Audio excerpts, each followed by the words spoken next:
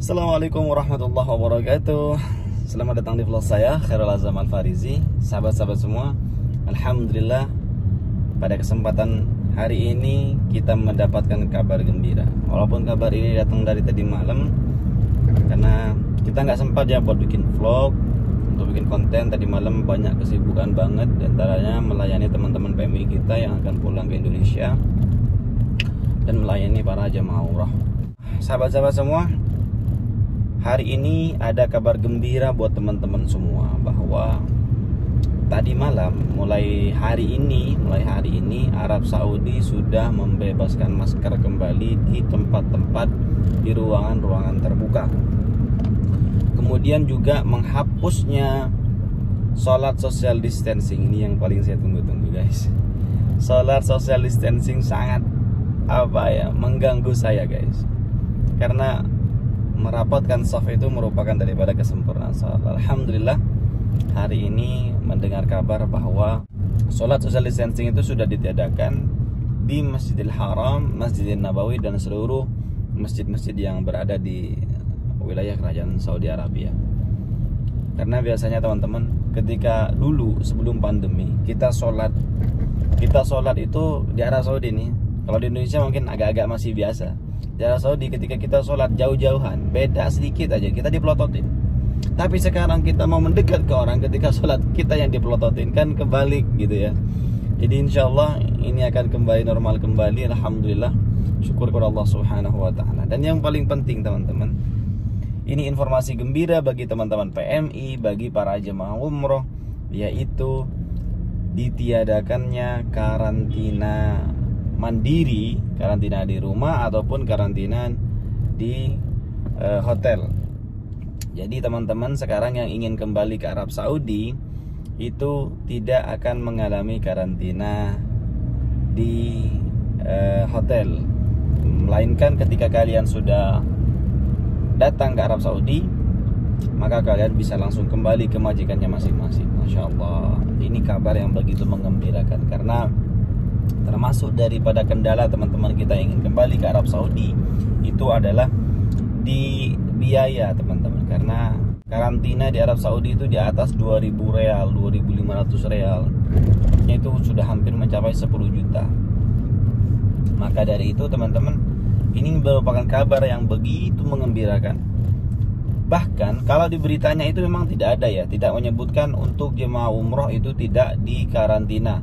Akan tetapi kalau memang di situ disebutkan juga untuk semua kedatangan ke dalam Mamlakah Arabiyah, ke dalam wilayah Kerajaan Arab Saudi, itu siapapun yang datang, yang masuk ke dalam wilayah Kerajaan Arab Saudi tanpa karantina, dibebaskan karantina. Masya Allah.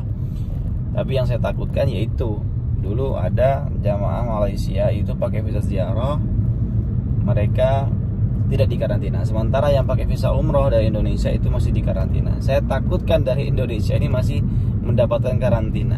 Cuman tadi malam informasinya dari teman kita yang punya travel di Indonesia, katanya semua pembookingan hotel untuk karantina yang sudah dilakukan pembookingannya di Arab Saudi itu akan dikembalikan. Artinya insya Allah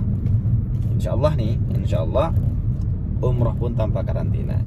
Kalau dari Kementerian Dalam Negerinya itu sudah semua orang yang ingin masuk ke dalam Arab Saudi, seperti mukimin, orang-orang yang cuti, itu sudah tanpa karantina. Bagaimana dengan umroh? Itu masih kemungkinan hari ini akan ada kabar dari GACA ya, atau otoritas penerbangan yang berada di Arab Saudi.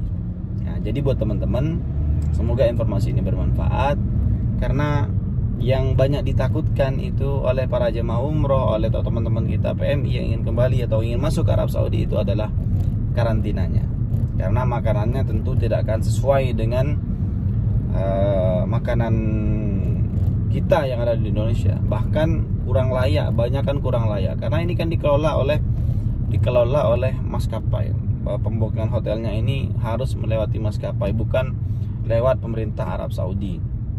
Jadi hotel itu kadang cuma memberikan makan balila, khubus.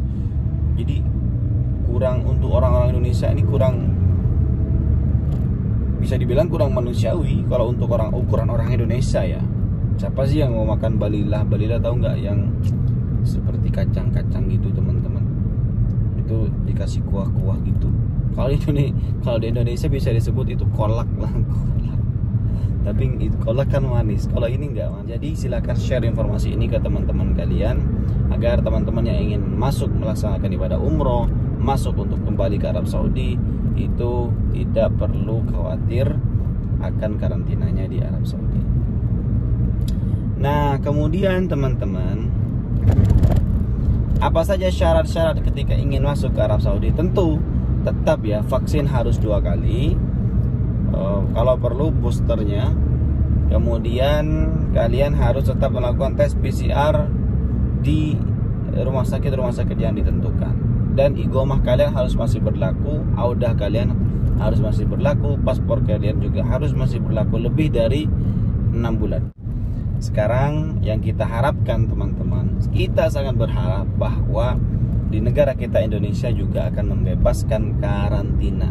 Karena bagi saya, kalau di Indonesia itu kayaknya percuma gitu diadakan karantina. Kenapa? Karena kerumunan-kerumunan di luar itu masih banyak, konser-konser di luar masih banyak. Kan percuma orang-orang di karantina sementara prokes-prokes di luar sana tidak diatur. Jadi kalau menurut saya, apalagi yang karantina dari pemerintah ya, tentunya anggarannya juga dari pemerintah. Nggak seperti yang di sini ketika ingin masuk ke Arab Saudi itu karantinanya berbayar. Tapi Masya Allah itu merupakan kebaikan dari pemerintah kita. Cuman kan kasihan juga pemerintah kita, lama-lama kalau terus karantina seperti itu, sementara di Wisma Atlet juga kerumunan juga masih terjadi, maka lebih baik ditiadakan saja. Kita berharap seperti itu. Informasinya sih dari mulai tanggal 14 Maret itu akan ada masa percobaan tanpa karantina. Ya, semoga saja akan terus nggak ada. Cuman takutnya ini cuma trik aja. Tapi saya berhusnuzon semoga kedepannya tidak ada karantina, dan juga semoga COVID-19 segera diangkat Allah Subhanahu wa taala sehingga kehidupan umat manusia kembali normal. Oh ya, sumbernya dari Akhbar Saudi ya. Saya tidak bisa mengutip di situ karena saya lagi menyetir, teman-teman. Saya lagi mengendarai mobil. Jadi yang penting informasi ini akurat. Saya tidak akan pernah memberikan informasi kalau tidak akurat. Oke, teman-teman, informasi ini semoga bermanfaat. Sampai jumpa di video berikutnya. Wassalamualaikum warahmatullahi wabarakatuh.